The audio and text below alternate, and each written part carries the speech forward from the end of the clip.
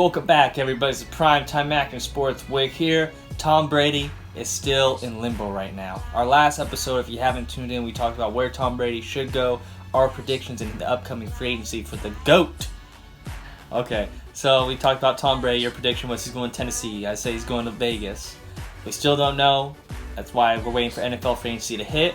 But what we're getting into today is NFL Power Rankings pre-NFL Draft and free agency, of course. So this is kind of a tricky subject to talk about because a lot of the dominoes haven't fallen yet, given that Brady hasn't picked a destination. Rivers is still out there. You got Winston, Bridgewater. I know Breeze is kind of set in stone and stuff. But we have our top 10. We'll throw some wild cards in there too, Slayer. I don't know if you want to go first. You want me to go first? I'll let you go first. All right. So don't look at mine. So we got ladies first. Hey, age before beauty. You want to go first? I'll let you go. Okay, don't look at my notes. I mean, I guess you can. So, first, before I get my top 10, I'm going to talk about my number 11, actually.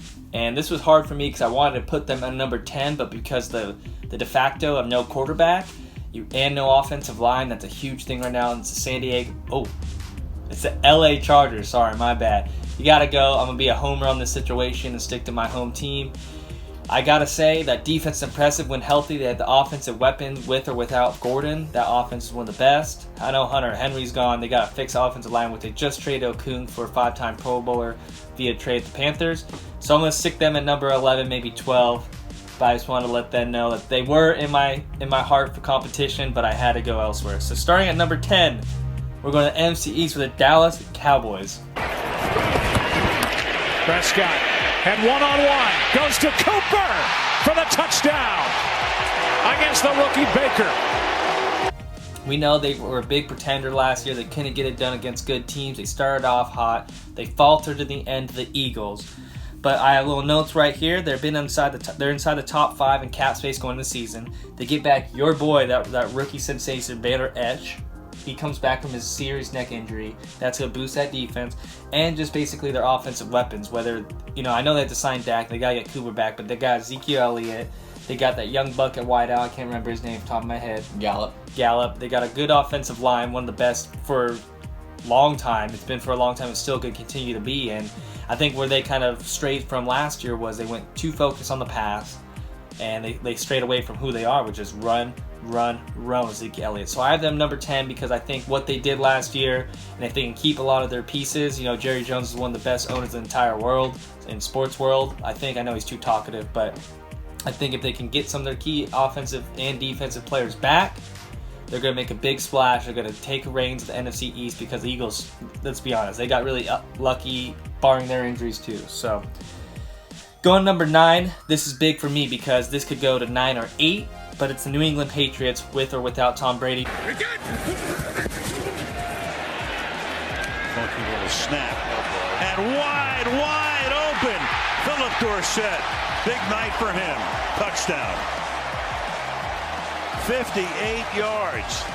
With Tom Brady, they're going to go to 8 for me, but I'm going to act like they don't, and they're still in the top 10 because of Bill Belichick. They have a very young kind of roster right now, if that's where they're going to transition to, with or without Tom. They have $30 million in cap space right now, which is a lot. That's what Tom Brady wants. And I don't know if he's going to give him a home discount. We heard talks that Bill Belichick, Tom Brady talked for the first time today. Today is Wednesday. It's the 4th, I believe, of March, and things didn't go well accordingly, but we'll never know. So I have New England number 9. Going number 8, I have the Texans with Bill O'Brien with his 52-44 record over the last 6 seasons as a Texans. I know the playoffs haven't been good for them. They choked so hard against the Chiefs. 6 for 6. Mahomes with a touchdown pass to Blake Bell. He didn't have one all season, but he's got one in the divisional round. But because of division and the players in the division and the coaches and just the uncertainty, always a toss-up, I'm giving the Texans that just because they're most consistent. They have to fix the offensive line. That's always been a huge problem for them. And they got to fix that secondary too. So I'm giving the Texans as number 8. All right, going to number 7. This is a hard one for me, but I'm going to the NFC North, the Minnesota Vikings. You got Rudolph up here at the top. Cousins throws, passes, caught for the win. I know he lost the Packers twice this year. They lost to Kansas City, lost to Seattle, lost to 49ers in brutal fashion. So what I'm trying to get with that point is they lost a lot of the big boys. And yeah, I know they beat the Saints luckily in wild card in overtime, and that was a big boost. But that had them also very high over the three teams I rated previously because their offense is just stellar. They got Dalvin Cook coming off a comeback player of the type of year performance. They got Diggs. They got Rudolph. They've got Thielen. They've got what's the other tight end for the Vikings that's also a baller? Irv Smith Jr. Irv Smith Jr. Thank you. They've got the offensive weapons to kind of get them to the promised lands and maybe, get them to the title that they want and host a home game. Next, sticking in the same division, we got the Green Bay Packers. Aaron Rodgers, what else can you say about the guy? He's a bad shut your mouth, as Stephen A. would say. But this is the one negative. Since 2014, they've been to 3 title games, and they've lost all those. Rodgers has been there. Rodgers' numbers last year were the worst since 2015, which isn't saying much because he was hurt very much that year. They need to find another number 2 wide receiver against Devontae Adams. I know it was kind of up in the air with Geronimo Allen. They had Randall Cobb at one point. I can't name. They had like Van Scaldin or something too at wide receiver. They need to find someone else other than Jimmy Graham because obviously he's a tight end. Now I'm sticking the NFC. I'm going to Seattle Seahawks at number 5. Basically, their biggest problem right here that I had was their offensive line too. What they've been successful of over the last probably 10 years, 8 to 10 years since Russell Wilson's been there has been ground and pound. Let Russell Wilson do the impossible, scramble around, make plays happen. And we've seen that so many times. On first down, Wilson keeps. Surveys, nowhere to go, and back in the end zone. Touchdown! What a catch by Tyler Lockett. They won Super Bowls. They've been in NFC Championship games because of Russell Wilson's great comeback and escape artist.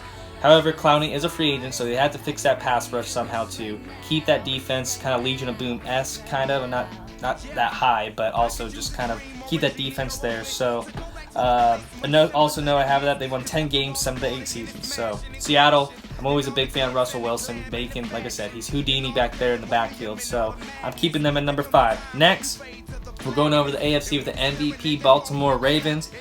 What else can I say about Lamar Jackson? That run game last year, they combined for 3,296 rushing yards, a franchise record. Nick Boyle run the seam route down the middle of the field. Here's a second down and 3. Jackson takes it himself. Look at him turn back and forth. Oh! He broke his ankles. Now he's got an entourage. And he's got a touchdown. He is Houdini. And I know a lot of people are probably thinking Lamar Jackson could have a similar performance, but defenses are going to catch up to that. You saw it in the past with Mike Vick, maybe Steve Young or Tim Tebow, those kind of running quarterbacks. They keen on it. They watch the film. They're professionals. That's what their job is, to kind of make sure they take away from that. So he probably won't have 1,000 rushing yards again, but he threw a career high, I think it was 36 touchdown passes, I believe it was actually. So I still have them up there just because the fact that they have a really young offense, they're killer, they're coached by a great coach, and they've been there before. So they're my number 4. This is where it gets a little tricky because I also had them at 4 too, but I stuck with the Saints at number 3 because they're always there. Find me a throw to Mike Thomas. If you want to pump it over there, I'm good with Mike. Good job. Drew Brees is coming back for his 20th season. Over the last 2 years, they've won 37 out of 48 games. However, in the playoffs, they've been overcome by devastating losses, whether it's the no pass interference call, the miracle in the Minneapolis Miracle, or just last year's just choking to that push-off by Kyle Rudolph. So, Drew Brees, I know he plays very well in the regular season and not in the postseason, but I always have to ride with Drew Brees. Like it goes back to number 6, the Packers, the quarterback. He's consistent. He's coached well. They've been there before. They know how to win in a very, very weak division. It's getting a lot weaker now that Bruce Arians basically has no quarterback. So I'm sticking with the Saints at 3. Going to 2-1. That's where it gets tricky because you would think this team that I'm about to name would be number 1, but it's the Kansas City Chiefs at number 2. Makes the quarterback have less time.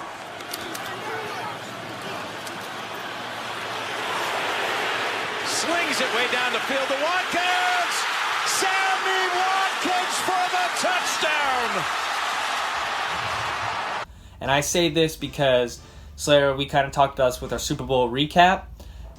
Pat Mahomes is unstoppable. He's something else, right? You know, we saw him do so many things, where the comeback in the whole entire playoffs of Super Bowl, getting hurt, coming back. However, you kind of hit it on the head, and when I was rewatching our discussion, you said the better team was the 49ers. They're more complete, and they are. The Chiefs, you know, they've got a lot of cap space right now, but they're letting Chris Jones walk. They're going to extend Mahomes. They have to get Frank Clark back somehow on the defensive side. You know, Tyrann Mathieu filled in great. I know they had Terrell Suggs for a little bit too, that veteran presence. But, you know, a lot of their money is going to go to Mahomes, and I think that's a big flaw with a lot of franchises right now. We see it with the Rams, with Jared Goff. You spend a lot of money on your quarterbacks and your running backs and not enough on the other players that make up teams. So I'm sticking with the Chiefs at number 2 because the Mahomes cap space is going to really kind of, you know, conserve them in the fact that they're not going to have a lot of money spent on other weapons when Watkins, Hill, I know Hill's extended, but other players have to get, you know, signed. Coming in number 1, it's pretty obvious, San Francisco 49ers. We got a word for that. It's called preseason football. Now they're undefeated. It's in there in October. And he's got this running game working, as you see, with Matt Breida. And look at the speed on Breida. What a way to start it. 83-yard touchdown. They're a stacked front 7 defensively. They were, you know, 5 minutes away from winning the Super Bowl with that Jimmy Garoppolo pass to Emmanuel Sanders. There's some rumors saying that Tom Brady might go there. That was kind of a wild card team, which I don't believe will happen. But you got Jimmy Garoppolo. He's been a Super Bowl champion. Like I said, he was maybe not the reason why they got to the Super Bowl, but he was a big part of that Super Bowl losing effort. Their defense is there. It's only going to get better and better with more experience and all that. Wide receivers, I know Emmanuel Sanders is out in the market, but they got that Deebo Samuels guy who's looking beast, who you mentioned. The running game, like, that got them there, you know? So I have them at number 1. They're just the most complete team overall right now, with or without Jimmy Garoppolo or with or without Tom Brady. I believe that team's still going to win that division very convincingly and be right back in the playoffs and possibly the NFC Championship game once again. So that's my top 10. I gave you actually my 11. But Slater, let's hear yours. All right, we'll start off with my number 11. I almost wrote them down on a piece of paper on number 10, but I couldn't just because of the season they had last year, and I had to eat my words. Number 11, the Cleveland Browns. Wow, you're giving them all the way to number 11? I'm bringing them to 11. They got a new head coach. They got the old offensive coordinator from the Minnesota Vikings. So they're going to be well coached with Kareem Hunt and Nick Chubb. They're going to run the ball down opponents' throats. So I'm going to have them at 11. And, of course, they got Baker, and then they got all those weapons on offense, too. So. Yep. But in my number 10, I'm going with the LA Rams. And I'm going with the LA Rams just based on their star power. You know, I mean, Todd Gurley, who knows what's up in the air with that, but they've proven to have moved on before from Todd Gurley, like with C.J. Anderson. And there's other backs they have, too, like Malcolm Brown this year in some games. Henderson.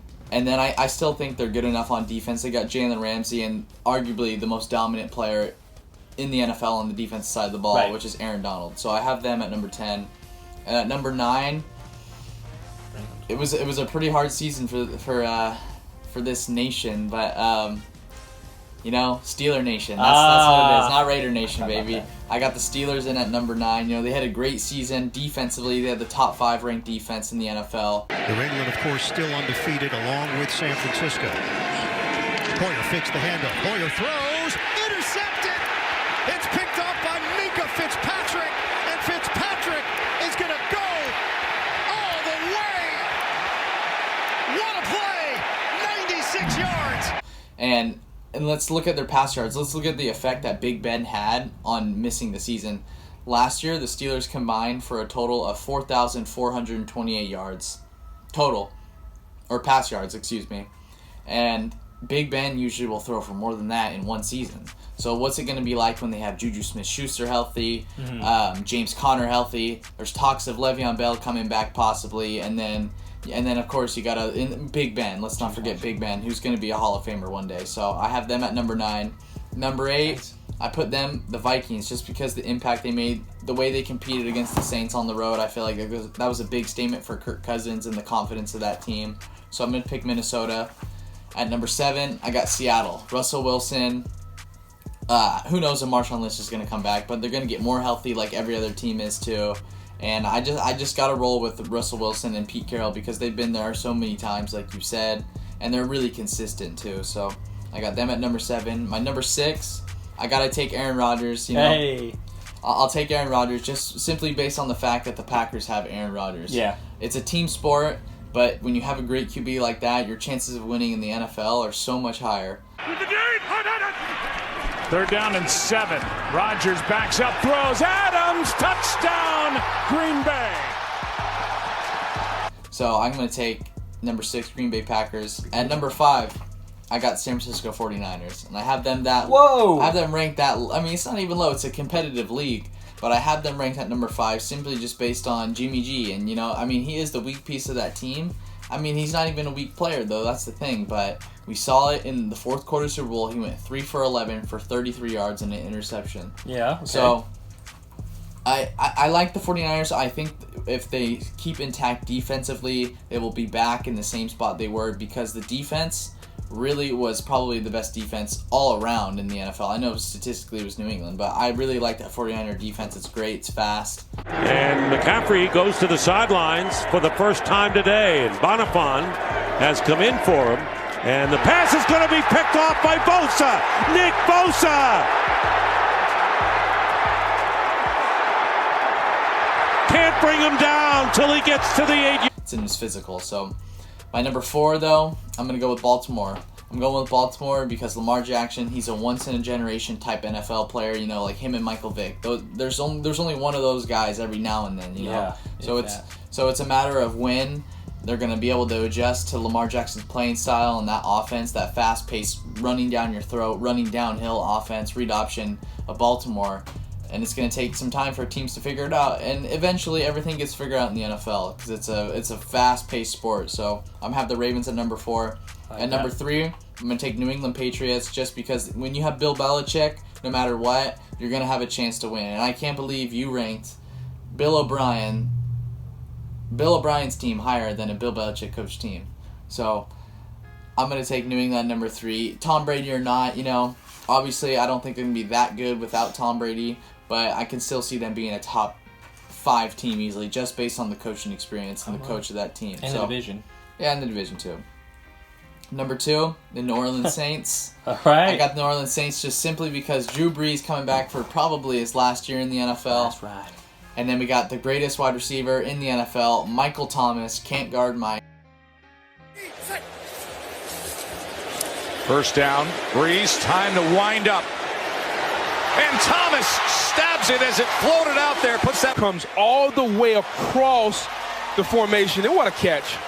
You know, his Twitter handle is Can't Guard Mike. And you got Alvin Kamara, you also got Jared Cook, and then you got a great offensive line, and you got a bunch of first-rounders on that defensive line too. So, and you got Marshawn Lattimore, who's a defensive rookie of the year as well. So I really like the Saints' chances of competing well this year and making it back to like the NFC Championship. It's going to be a question of whether Drew Brees can make it happen or not. You know, he's got to have a big playoff game, and we haven't seen that the past 2 seasons. He's played well, but he hasn't played like an elite quarterback should. So we're used to in the regular season. Exactly. And at number 1, you got to go with the defending Super Bowl champs. You know, you got to take Patrick Mahomes, Tyreek Hill, Travis Kelce, Andy Reid. I mean, Andy Reid has that team groomed for Patrick Mahomes in that offense. So, it's really special to see what Patrick Mahomes and that team can do just because he's so young. He's in his 2nd year and he's already doing things that we've never seen and possibly won't see for a really long time. Yeah. And I just think you got to give respect. I mean, I'm not a Chiefs fan. I like the players on that team, but I was rooting against that team those entire 2 weeks building up to that Super Bowl. I did not want Kansas City to go to the Super Bowl. I didn't want it. But I have to give respect to the Kansas City Chiefs. They're the champs, so I'm putting them at number 1. And to be the champs, you got to beat the champs, and until you beat them, the Chiefs, they'll be there. So I'm going to take Kansas City at number 1. That's true. And I like how we kind of have similar but very different approaches for our power ranking. wild card team. Who's going to surprise the team going into the season? The Ravens, or not? I guess not the Ravens. I think the Arizona Cardinals will surprise. Hey, let's go, Kyler! I know, huh? Yeah, I think they will. The Cardinals and the Browns, I think they'll surprise a lot of teams. I think so. I think they'll be very competitive. I mean, both teams are pretty competitive throughout the season. You got to get better defensively in the secondary, like with linebackers and stuff for Arizona. But I mean, you got to get another wide receiver. I mean, Larry Fitzgerald, he's a little older, but he's reliable. He's Mr. Reliable. David Johnson. Yeah, you got Christian Kirk. David Johnson's got to step his game up. Oh man. But other than that, I like the Arizona Cardinals and that Cliff Kingsbury offense. So yeah, I think the sky's the limit for them. I know he's very small and the small hands and all that, but I think that he's going to be balling out. He's got something to prove again, and the division isn't the strongest. It's always kind of a toss up for the most part. So I like that wild card team. I was actually going to say the Cardinals too, but you kind of hit it on the head. That's a tough division, man. That's the Rams, that's the Seahawks, and then that's. But it's always up in the air, I know the Cardinals are always on the outside looking in. But think about you had the Rams in Seattle, then there's the 49ers in Seattle, then years before it was just Seattle. So I know, and then sometimes Seattle Cardinals. Like it's always at least two teams from that. It's a toss up. So we'll have to. Yeah, it is a tough division though. I always kind of forget about the Rams in there. Yeah. But if you don't know already, follow us on Instagram, Primetime Sports. Follow us on YouTube, Primetime Sports. Subscribe, hit that alert button so when we send out these fresh debates, you can tune in. You can give us your feedback, what you think, what we said that you liked, what we said that you didn't like. Other than that, everybody wash your hands because coronavirus is spreading. Players told to do the fist bump. Tokyo, that's the big thing right now in coronavirus. That the Olympics is going to be. And we're here to break that down unless it gets postponed. So, shout out to everybody. Wash your hands. Stay clean. All that kind of stuff. Go Lakers. Go Chargers. Go Pats. Go Pats, I guess. We'll see where Tom Brady's to go. We'll have to find. Let's go, Vrabel. Let's go. This is your chance. So, we'll be here for Jules. They were at the thing together talking. I know. We'll be here for no free agency, and we'll be here for you guys when Tom Brady makes the decision. But until then, we out.